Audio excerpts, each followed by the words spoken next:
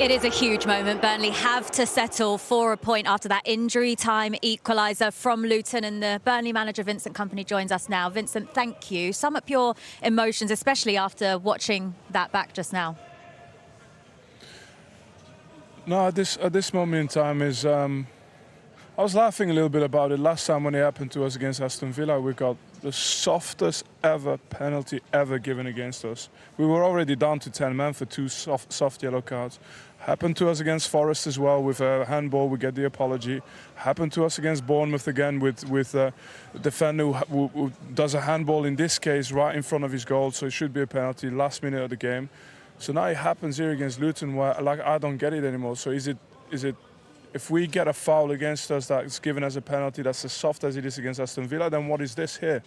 Like there's a clear attempt to stop the goalkeeper getting out.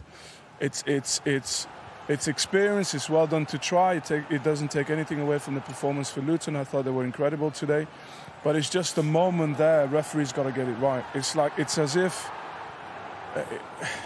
I don't know, and I think any ex-pro will say that they understand what the striker's been doing in this case. He's been clearing the room for the other striker. So and what now? Are you expecting VAR to help you out there as well, if the referee, or help the referee out if he doesn't see it early in the game? First, I expect the referee to see it. It was that obvious. None of the Luton players have celebrated. Nobody. The first look from the striker, which is normal, nothing against him again, he's doing his job. But the first look of the striker is to a straffer, and after this is to the referee, just to see if he got away with it. Luckily, we've got VAR. We think, okay, that's going to sort it out then. And then it rolls, lack of decision, and that's it, Burnley 1-1. You use the word obvious to describe that as well there, Vincent, which is a key word, because in the wording that we're told that VAR have to intervene with wrong decisions, it's clear and obvious decisions. Now, these guys here all think it's obvious as well, as do you, but PGMOL's statement says that this is just a collision. That's what they're saying. Fouls are collisions. Like, what do you think he's looking at? He's looking at the keeper, takes 2 steps back to back into him. What is it? I don't understand. Look, to be honest, I'm absolutely fine if we concede this goal and it's consistent and this is allowed. If everyone can do it, then I'll tell my striker, I say, go on and do it.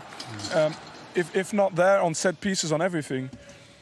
But remember, we've just dropped points at Villa after making an unbelievable performance on something that was the softest red card and the softest penalty against us, and it just keeps happening.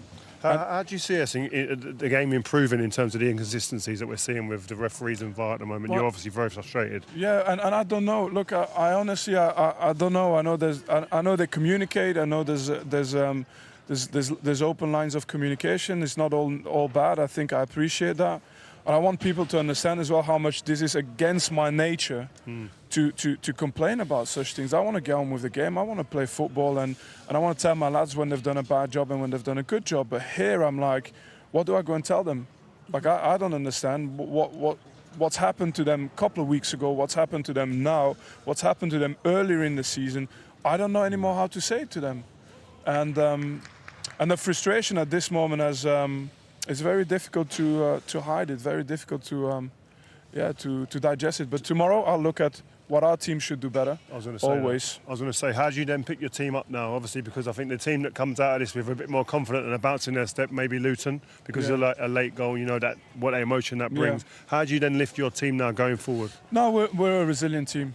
That I have no doubt. I'm not worried about that. The culture, the place, how it is here, so we'll be ready to go again in the next game.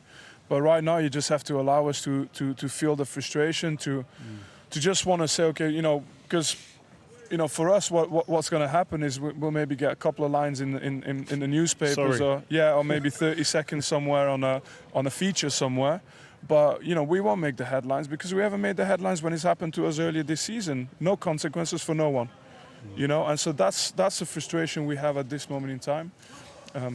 But tomorrow, we'll be positive again, and we'll look at what we need to do to be better.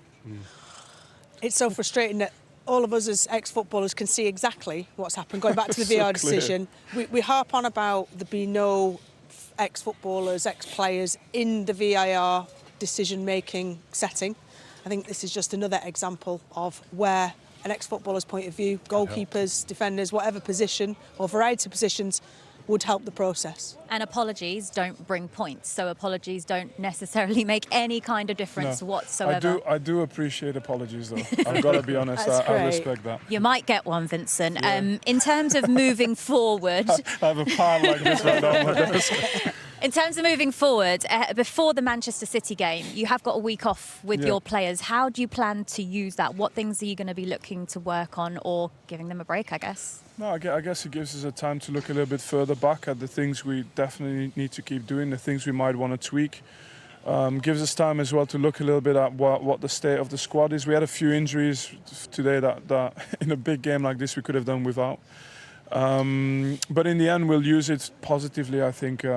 Our story still is a positive story, and we have to...